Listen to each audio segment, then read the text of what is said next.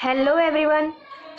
ये एक public demand की वीडियो है। On the students demand I am creating this video. Most of the students in English language are facing problem in reading comprehension section. For the reading comprehension section, I am here for my analysis on the basis of NTA official mock test. NTA के official mock test को analyse करके मैंने कुछ tips and tricks निकाली हैं जिसकी basis पर आप अपनी रीडिंग कॉम्प्रिहेंशन सेक्शन को काफ़ी अच्छे से एंड आसानी से उनके क्वेश्चंस को सॉल्व कर पाओगे। तो सबसे पहले आपको एक स्क्रीन पे पैसेज शो रहा होगा, तो वो हमारा क्वेश्चन नंबर 1 है NTA के ऑफिशियल मॉक टेस्ट में। मैंने आपको जैसे कि पता है 3 पैसेजेस आ रहे हैं हमारे। 3 पैसेजेस में से हर एक पैसेज से 6 क्वेश्चंस पूछे गए हैं, ठीक है। यानी कि टोटल 18 क्वेश्चंस जो आ रहे हैं वो आपके पैसेज सेक्शन से आ रहे हैं, यानी कि रीडिंग कॉम्प्रिहेंशन सेक्शन के आपके 18 क्वेश्चन बन रहे हैं, ठीक है। और इसमें से आपका जो फर्स्ट पैसेज आप जो NTA है ना, NTA ने जो 3 पैसेजेस हैं उसने उनको असेंडिंग ऑर्डर में रीअरेंज करा है on the basis of difficulty order, ठीक है। अब मैंने क्या बोला, देखो डिफ़िकल्टी लेवल के बेस पर आपके जो जैसे 3 पैसेज आ रहे हैं तो आपका जो फर्स्ट पैसेज होगा वो थोड़ा आसान है, कंपैरेटिवली इजी है। जो सेकंड होगा वो फर्स्ट से थोड़ा सा मॉडरेट है। जो थर्ड है वो थोड़ा सा हार्ड लेवल पे आ जाएगा। मतलब हार्ड कुछ नहीं है, अच्छे से पढ़ोगे। देखो एक टिप है कि रीडिंग कॉम्प्रिहेंशन में आपको रीडिंग अच्छे से करनी है, ठीक है। नाम भी सजेस्ट होता है reading comprehension means you have to read it properly and then come to any conclusion.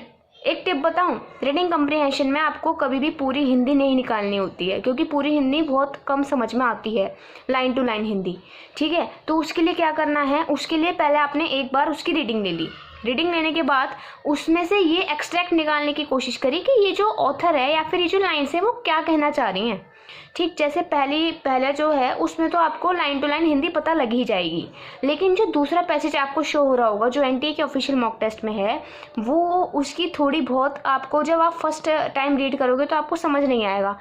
तो लेकिन ये पता लग सकता है कि what the author wanting to say, वो क्या कहना चाह रहा है, ठीक है। तो वो जो क्या कहना चाह रहा है उसकी टोन क्या है, वही हमारा पैसेज को सॉल्व करने के लिए काफ़ी रहती है। अब आते हैं पैसेज की टाइप ऑफ क्वेश्चंस पे। जो इन पैसेजेस में क्वेश्चन पूछे गए हैं ना उनकी क्या टाइप है।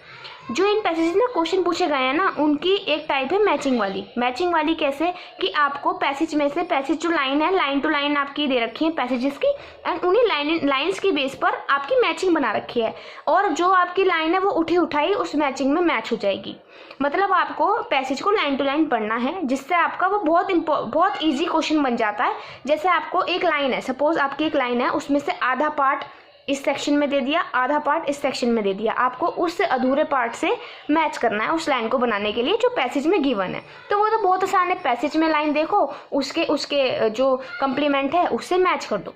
तो ये टाइप ऑफ क्वेश्चन तो बहुत ईजी होते हैं, लेकिन ये होते हैं एक टाइप में आपसे क्वेश्चन पूछे जाते हैं on the basis of your analysis, on the basis of your knowledge which you have gathered after reading the passage, ठीक है। आपने क्या एनालाइज करा, आपने क्या इसका निष्कर्ष निकाला, क्या नटशेल निकाला रीडिंग कॉम्प्रिहेंशन को पढ़ के। तो एक इस टाइप के क्वेश्चन बनते हैं, ठीक है। The main point which you have to focus कि आपको पैसेज को बहुत अच्छे से पढ़ना है। एक बार समझ नहीं आ रहा तो उसको टाइम की प्रॉब्लम होती है, ठीक है। अगर आपको एक बार वो पैसेज समझ नहीं आ रहा तो उसको छोड़ दो, आगे क्वेश्चंस पे बढ़ जाओ, फिर दोबारा उसी पैसेज पे आ जाओ, ठीक है।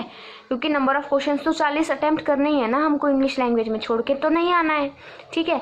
अगर आपको कोई क्वेश्चन नहीं आ रहा है, बिल्कुल भी इंट्यूशन नहीं हो रहा है, तो उसको छोड़ आना, ठीक है। ऐसे ही पैसेज में है, पैसेज की कुछ पार्ट्स, कुछ क्वेश्चंस आपको आते होंगे एक पर्टिकुलर पैसेज से, क्योंकि 6 क्वेश्चन पूछे जा रहे हैं, कुछ क्वेश्चंस आते होंगे कुछ नहीं आते। जिस पैसेज में आपको ट्रबल आ रहा है उस पैसेज के कुछ क्वेश्चंस आप छोड़ सकते हो। तो ये तो रही टिप्स की बात कि आपको क्या करना है। तो I am revising again, I am repeating again. देखो सबसे पहले क्या करना है, पैसेज को अच्छे से पढ़ना है। एक बार ही फुल कंसंट्रेशन से पढ़ के you have to go through to the questions, ठीक है, कि वो क्वेश्चंस क्या कहना चाह रहे हैं। एंड उसका अगर आपको हिंदी समझ नहीं आ रही है पैसेज की, तो पहले तो हिंदी निकालने की कोशिश करनी है। अगर हिंदी समझ नहीं आ रही है तो उसका ये निकालने की कोशिश करना है कि ऑथर जो है वो कहना क्या चाह रहा है इन शॉर्ट, ताकि हम थोड़ा अंदाज़ा तो लगा सकें कि what the questions are trying to ask us, ठीक है। तो वो आपका उससे क्वेश्चंस आपके अच्छे से हो जाएंगे। रीडिंग कॉम्प्रिहेंशन है तो उसमें रीडिंग आपको अच्छी रखनी पड़ेगी। With the full concentration you have to read your passage, ठीक है। तो ये तो हो गया। डिफ़िकल्टी लेवल असेंडिंग ऑर्डर में रहेगा, मतलब पहला आपका जो पैसेज आएगा वो थोड़ा इजी आएगा, दूसरा आएगा वो थोड़ा उससे कंपैरेटिवली टफ होगा, एंड थर्ड वाला थोड़ा और टफ होगा। लेकिन अगर आप अच्छे से पढ़ोगे तो you will surely do it. ठीक है, तो ये पूरा रहता है कि आपको कैसे अच्छे से एनालाइज करके करना है। On the basis of anti official mock test of the English language I analysed it and I told you कि आपको क्या स्ट्रेटेजी अपनानी है। नहीं आ रहा तो यार छोड़ दो उसको, एक पर्टिकुलर क्वेश्चन नहीं आ रहे हैं पैसेजेस के तो उनको भी छोड़ दो। ठीक है, नेगेटिव मार्किंग कराने से बढ़िया उनको छोड़ दो। बाकी थॉरो रीडिंग करो, फुल कंसंट्रेशन के साथ करो, एंड उससे जो पैसेज है उसका निष्कर्ष निकालने की खुद कोशिश करो हिंदी लैंग्वेज में। So I hope you will better understand it, and I put my best effort to make you understand.